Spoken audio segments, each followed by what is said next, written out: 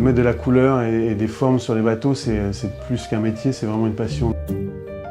C'est un petit maillon dans la chaîne des rêves de ceux qui aiment voir les bateaux partir, de rêves de ceux qui aiment monter sur les bateaux pour aller faire des courses, traverser les océans, faire des tours du monde. Le brief de départ, il est très simple. Ariane de Rothschild voulait du street art sur le bateau. On a travaillé pendant plus d'1 an et demi pour arriver à ça. Il y avait tout à inventer.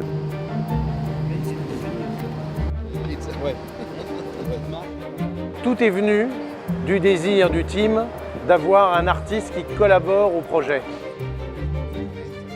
Mais qui collabore assez loin, c'est-à-dire qu'il ne se contente pas d'amener une forme de plus, un dessin, une beauté de plus, mais il amène une position de chacun des éléments décoratifs du bateau par rapport à l'eau, par rapport à la prise de riz.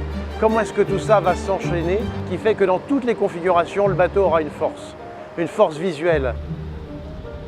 Le choix de cet artiste et la thématique qu'il aborde est un sujet que je traite depuis très longtemps.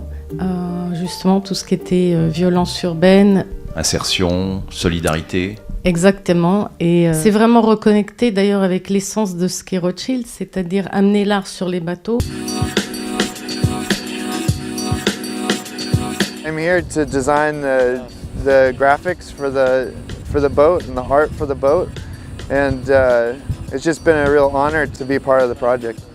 I think the two worlds are different, but I think they can kind of collide and make something that's completely unique, and it's a good merge of the two worlds, and we'll see what happens.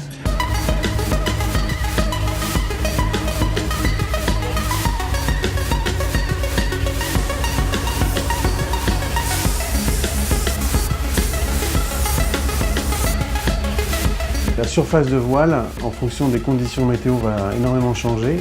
La grosse partie de mon travail a été d'aider Cléon Peterson à recomposer son dessin pour que, quand on regarde le bateau, dans toutes les conditions de navigation, on ait le même sentiment, qu'on ait l'impression de voir le même dessin. C'est l'œuvre la plus hors les murs qui existe au monde. Elle est à la fois hors les murs et hors la terre, dans le silence, sous les orages, sous la pluie. Et ça va être une des œuvres qui va le plus voyager sans faire de bruit. Et maintenant, une fois que le bateau va être à l'eau, il va y avoir une nouvelle histoire, c'est-à-dire que ces 5 personnages, la sirène, vont partir en mer et vont nous raconter des histoires avec Sébastien Josse.